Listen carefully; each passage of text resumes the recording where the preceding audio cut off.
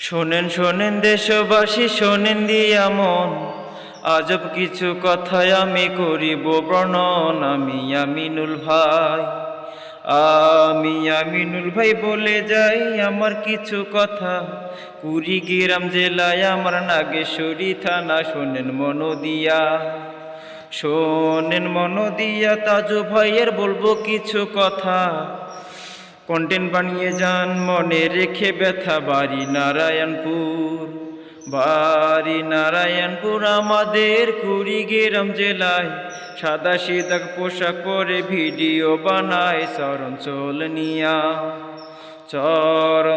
নিয়া বলে যাই দুঃখেরই সব কথা।